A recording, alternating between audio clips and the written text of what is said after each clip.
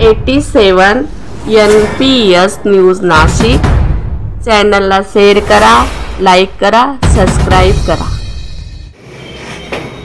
नमस्कार, मी छायाचित्रकार संजय जगताप। सध्या ऑनलाईन व्हॉट्सअप कॉल याच्यावर फसवणुकीचे प्रकार खूप वाढत चाललेले आहेत। त्यासाठी मी माहिती देतोय। आजच सकाळी नाशिक पंचवटी पोलीस स्टेशनला आमचे सहकारी मित्र नाशिकचे आणि मी ह्या प्रकरणासाठी पोलीस स्टेशनला गेलो। तिथे चौकशी केली तर असा कुठलाही प्रकारचा कॉल हा पोलीस स्टेशनवरून आलेला नाही, हा फेक कॉल आहे, तर याच्यापासून सावध राहा असं पोलीस स्टेशनला सांगण्यात आलं। आपल्या फोटोग्राफी क्षेत्रातील मुंबईचे एक छायाचित्रकार आहेत जे फोटोग्राफी क्षेत्रात खूप मोठं काम करतात। त्यांना असा ऑनलाईन कॉल आला आणि तुमच्यावर गुन्हा नोंदवलेला आहे आणि तुम्ही पंचवटी पोलीस स्टेशनला या, तुम्ही फ्रॉड केलेला आहे, तुमचा आधार कार्ड आणि तुमच्या मोबाईलचा गैरवापर केला आहे असं त्यांना फोन आला। आता काय झालं की मी बघितलं तर एवढ्या 8 दिवसामध्ये हे प्रकरण खूप वाढलेले दिसले। 180 छायाचित्रकार हे नाशिक जिल्ह्यातील की ज्यांना अशा प्रकारचे कॉल येत आहेत फसवणुकीचे, आणि व्हॉट्सअप कॉल असतो ते आपण घेतो, पण याच्या मागचा रिझन काय, त्याच्या हे का कॉल येतात, हे कोणाला येतात याचा मी अभ्यास केला।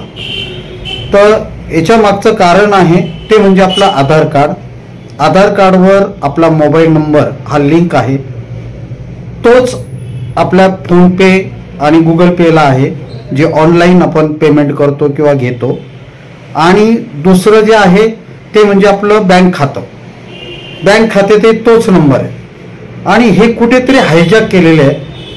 आपलं पूर्ण टर्नओव्हर आपण काय करतो, आपल्या खात्यात किती पैसे रोज येतात, किती विड्रॉ होतात, हे याच्यावर पूर्ण त्या लोकांची नजर आहे।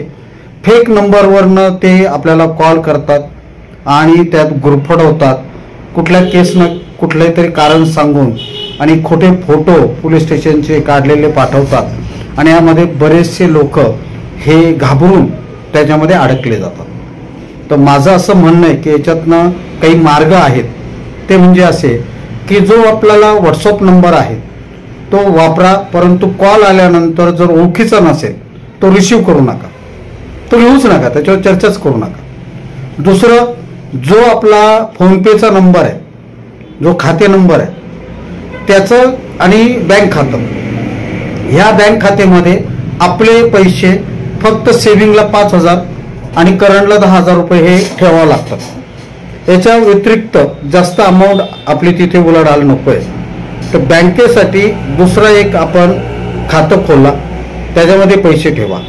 तिसरा पर्याय अजून आहे की बँकेत जर एक अर्ज दिला, जर आज माझ्याकडे 3 ते 5 लाख रुपये समजा माझ्या अकाउंटला आहे, जसं माझ्या कन्येचं आता लग्न आहे, तर मला उलाढाल करणं भाग आहे, माझ्याकडे पैसे मला बँकेत ठेवणं भाग आहे, ऑनलाईन पेमेंट करायचे, त्यावेळेला बँकेकडे अशी एक सुविधा आहे की आपण फोन करून फक्त एक 10,000 रुपये तिथं अमाऊंट दिसेल, बाकीचे ब्लॉक केले जातात। आणि जेव्हा आपण फोन करू की मला सदर ह्या व्यक्तीला 1 लाख रुपये पेमेंट करायचा आहे, तो प्लीज ते लॉक खोला, त्याचे काही कोड नंबर असतो, आपण तो बँकेला जर सांगितला तर तेवढे पैसे परत ओपन होतात आणि आपल्याला खात्यात दिसतात। आपण ती उलाढाल करून ते जे काही आपले देणं घेणं आहे ते केलं की परत ब्लॉक करायचं, जेणेकरून ऑनलाईन आपल्या खात्यामध्ये उलाढाल केलेले किंवा आपल्या अकाउंटवर खूप पैसे हे दिसणार नाही। आणि बघा तुम्ही, सर्वसामान्य जे लोक आहेत, साधा मोबाईल वापरतात, त्यांना असे फ्रॉड जास्त केसेस होत नाही, किंवा ज्याच्या खात्यात कायम कंगाल आहे त्याला फोन येत नाही। त्या ह्या गोष्टीचा सगळा आपण विचार केला पाहिजे।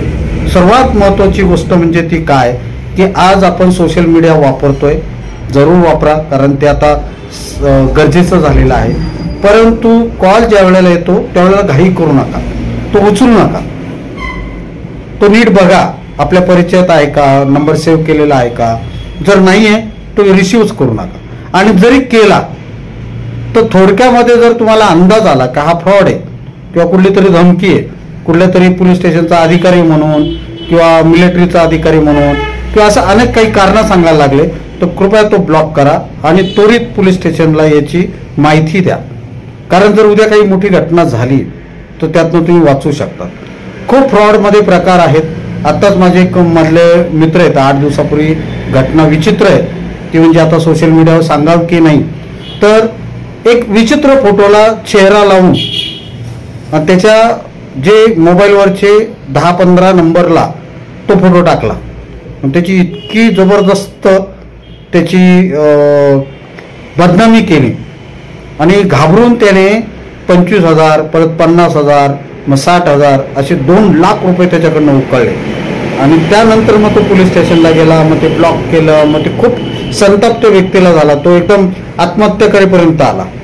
तर अशा ज्या गोष्टी आता त्या खूप प्रमाण वाढलेलं आहे, त्यातनं सावध राहण्यासाठी या काही ज्या गोष्टी नजरेत आल्या त्या मी तुमच्यापर्यंत पोहोचायचा प्रयत्न केला. मित्रांनो, ह्याबद्दल काही माहिती किंवा काही गोष्ट लागली तर निश्चिंत मला फोन करा. सोशल मीडियावर सगळ्यांना माहीत आहे, संजय जगताप नाशिक फोटोग्राफर, 9823130450 हा माझा मोबाईल नंबर आहे. काही शंका, काही प्रॉब्लेम्स आले तर कृपया केव्हाही फोन करा, ओळख द्या आपली. फक्त मला व्हिडिओ कॉल करू नका किंवा नंबर सेव्ह नसेल तर ऑनलाईन फोन मी घेणार नाही. पहिलं मेसेज टाका, व्हॉट्सअपला लिहा असा असा प्रॉब्लेम आहे, निश्चित मी तुम्हाला सहकार्य मदत करायचा प्रयत्न करेन. धन्यवाद.